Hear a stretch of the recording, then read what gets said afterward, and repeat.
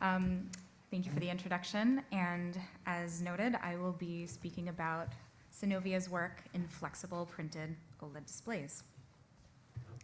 So, as you probably have noticed, there's been very little innovation in low-cost displays in the last 50 years. And this makes a lot of sense. All of the investment is in new technologies that will also service high-end applications like smartphones, large area TVs. Meanwhile, there are all of these other products out there that are basing their designs around 50-year-old legacy technologies like LCD and LED indicators. And that really limits product design freedom. It limits the amount of communication that these products can do. And it leaves the designers and manufacturers of these products looking around for better options. Meanwhile, products are only getting smarter. So right now, according to IoT analytics research, there are over 12 billion connected devices that are connected to the internet. And by 2025, this is estimated to grow to over 27 billion connected IoT devices, defined as electronics devices that are not phones or TVs. And so these products are defined by data that they collect. So some are sensors, some have inputs, functions that they perform. For example, a smart thermostat will control your furnace or your air conditioner. Your smart lock will open your door. And then information that they communicate back to their users via indications, via maybe your mobile phone, via some kind of display or vibration.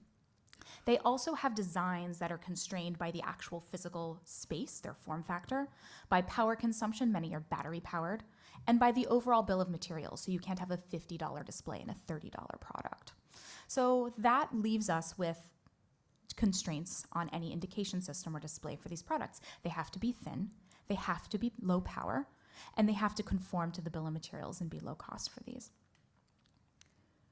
So at Sinovia, we are using roll-to-roll flexography to bring OLEDs to all of these smart product markets. So here are some videos of our demonstrations. Our initial focus is on segmented and passive matrix displays. Because we're using printing, we have an incredible amount of design freedom. So you can see 7 segment designs over on the left, but over on the right, you can actually see directly printed segments. So these are actually printed into that ring indicator at X shape. We can print essentially any shape that you can print via flexographic press. We are also using the same polymeric materials, light emitters, transport layers, that are used in state-of-the-art inkjet printing. So the folks who are out of many of the companies in Asia who are making these large, rollable, foldable inkjet active matrix displays, these are the same state-of-the-art OLED materials that we're able to use in Flexo. So why can we do this? Our core technology is actually a silver nanowire-based transparent conductive film that can be printed roll-to-roll at 100 micron resolution. We print it directly onto an ultra barrier, and this serves as the foundational layer for our OLEDs. Once you have a roll-to-roll anode, and it remains in a roll-to-roll form factor, you can then use this roll and print the rest of the OLED on top. So if you look at an OLED structure, what you have on the bottom is your anode. In the middle, you have your OLED organic layers, and on the top, you have your cathode. And where the OLED anode and cathode overlap, you get light emission. So the way to structure your OLED display into segments or matrices is by patterning this anode and cathode, and we are able to do this for bottom-emitting devices via flexography. So as I noted, printed additively roll-to-roll. This is very, very key for a few reasons. As I mentioned, it allows us to complete the process start to finish roll-to-roll, but it also gets away from other types of patterning technologies, such as laser patterning, which causes particles, also gets away from litho, which can also damage the ultra barrier layer underneath.